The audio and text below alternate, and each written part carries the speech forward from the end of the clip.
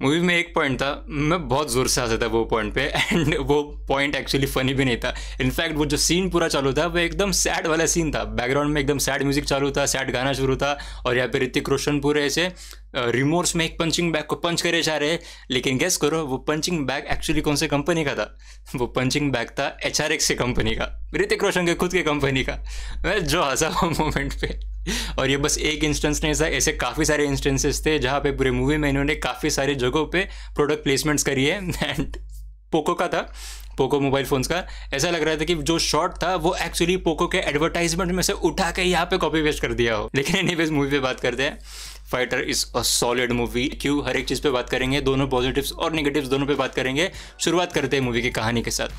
Movie की कहानी जैसे कि उन्होंने ट्रेलर में ही बता दिया था कि जो पुलवामा अटैक हुआ था और बालाकोट एयर स्ट्राइक हुआ था, तो उसके अराउंड इन्होंने पूरी एक फिक्शनल स्टोरी बनाई है और वो एक ओमाज देने का ट्राई करती है हमारे इंडियन एयरफोर्स के जाबाज ऑफिसर्स को और इनफैक्ट पूरी आर्मी को ही। लेकिन इस मूवी की जो खास चीज़ होने वाली थी, नहीं मैं ऋतिक रोशन की बात नहीं कर रहा हूँ, मैं एक्चुअली एरियल शॉट्स की बात कर रहा हूँ, क्योंकि इस मूवी को ऐसा बोला जा रहा था कि ये इंडिया की पहली बड़ी एरियल कॉम्बैट वाली मूवी होने वाली है। तो क्या इस मूवी के जितने भी एरियल कॉम्बैट वाले सीन्स थे वो इतने ज़्यादा क्वांटिटी में थे, और क्या वो अच्छे थे कि इसे आप एक एरियल कॉम्बैट मूवी बोल सको? दोनों चीज़ों का आंसर है yes, and a big big yes. Trailer से ही साफ था और टीजर से ही साफ था कि जितने भी एरियल कॉम्बैट वाले सीन्स हमें देखने को मिलने वाले हैं, those are looking pretty good, pretty decent at least trailer के हिसाब से तो भी। और ऐसा माना ही जाता है कि जब तक मूवी थिएटर्स में आती है तब तक वो और पॉलिश होके सीन्स आते हैं। वो तो मुझे पता नहीं पॉलिश वाला, लेकिन मूवी में तो अच्छे दिख रहे थे। एक दो पॉइंट पे आप बोल सकते हो, बट ना ज़्यादा भी नहीं बोल सकते। एंड ऐसा नहीं है कि आप उसका मजाक उड़ाओगे, और लेकिन अच्छे थे, नो वन कैन कंप्लेन। और बस बात यहाँ पे VFX या फिर CGI की नहीं है, कैसे वो सारे एरियल कॉम्बैट वाले सीन्स कोरियोग्राफ किए थे वो भी देखने लायक था। और अब ऐसा बोल भी नहीं सकते कि जो टॉप गन मैवरिक मूवी आई थी हॉलीवुड वाली टॉम क्रूज की, कि वहाँ से ही पूरा कॉपी पेस्ट करके यहाँ पे डाल दिया है।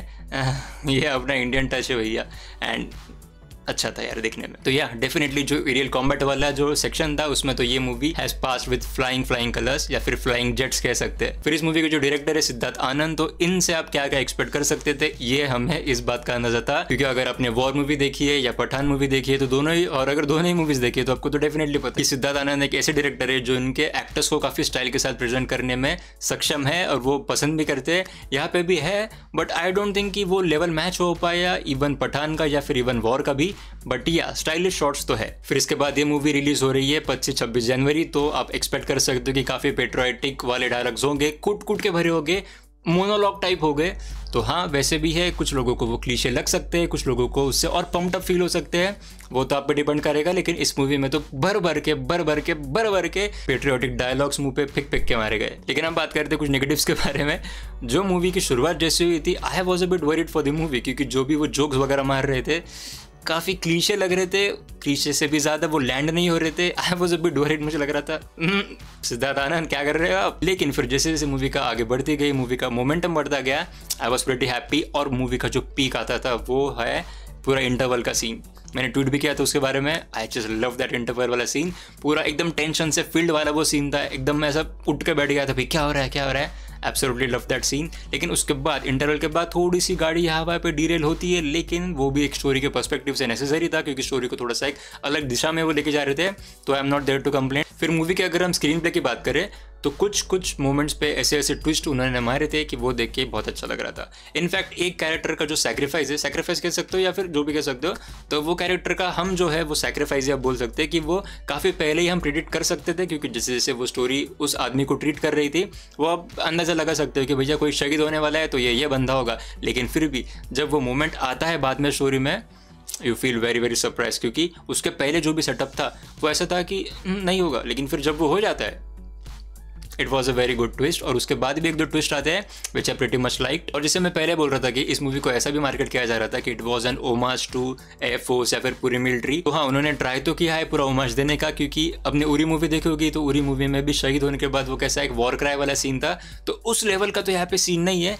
लेकिन फिर भी जो भी है इट वॉज स्ट्रॉन्ग, एंड या वो दिखाता तो है कि एटलीस्ट जो सैक्रिफाइसेस हमारे एयरफोर्स वाले या फिर जो हमारी आर्मी करती है तो दैट इज़ पैरामाउंट। एंड वो भी मतलब इतने जवान उम्र में ही वो खुद को शहीद कर देते हैं for the sake of a country, it is really commendable. और वो भी इन्होंने दिखाने की अच्छी खासी कोशिश करी है। और जो भी जितना भी वो सीक्वेंस था प्लस वो गाना वगैरह, चिल्स अब बात करते हैं मूवी के म्यूजिक के ऊपर और गानों की प्लेसमेंट के ऊपर। शेर खुल गए जो गाना है, अब शायद बहुत रिव्यूज़ में भी ये सुनोगे कि शेर खुल गया गाने का प्लेसमेंट बहुत ही अब्रप्ट लगा था। मतलब हाँ, आई गेट कि वो एक सेलिब्रेशन वाले पॉइंट पे ही थे, लेकिन मैं वैसे भी वो गाने का इतना फ़ैन नहीं था, गाने की प्लेसमेंट मुझे इतनी पसंद नहीं, लेकिन जो भी ओवरऑल म्यूज़िक है पूरे मूवी का बहुत अच्छा है, काफ़ी अच्छा है, आपको पम्प्ड अप फील कराता है। जो भी डॉग फाइट वाले सीन्स है और जो भी है, मतलब जितना भी है, काफ़ी अच्छा फील कराता है। और उसके साथ साथ जो वंदे मातरम वाला गाना है, उसकी जो मेन वाली जो लाइन है, आपको पता है मैं किसके बारे में बात कर रहा हूँ, that hits really hard, very nice. अब बात करेंगे परफॉर्मेंसेस के ऊपर।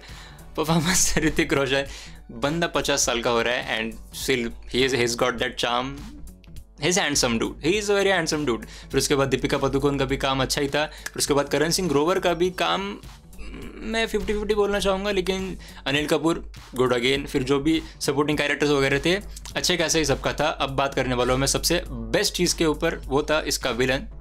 यस, उसका जो विलन था, शायद इनकी वो डेब्यू मूवी थी, और भाई क्या मेनेसिंग अवतार में उसने खुद को पोर्ट्रे किया है। Hats off to Siddharth Anand की, उन्होंने किस तरह इनको प्रेजेंट किया है। मैं इनकी कहानी की बात नहीं कर रहा हूँ, लेकिन बस उनका जो पर्सोना था पूरे स्क्रीन पे, इट वॉज कैप्टिवेटिंग। आपका अटेंशन बांध के रखता है वो कैरेक्टर, जिस तरीके से वो बोलता है, जिस तरीके से उसका आवाज़ भी उसने मॉड्यूलेट किया हुआ है, या उनकी असली आवाज़ है मुझे पता नहीं, बट फिर भी जिस तरीके से उनकी आवाज़ भी है, फिर उनका जो अवतार था, जैक्ड अप बॉडी, फिर लंबे बाल एंड, तो ही वॉज मेनेसिंग प्लस लालाक। अब इस मूवी में हमें बस एरियल कॉम्बैट वाले सीन्स ही नहीं देखने को मिलेंगे, लेकिन ग्राउंड लेवल पे भी फाइटिंग हुई है अच्छी खासी, which was also great to C.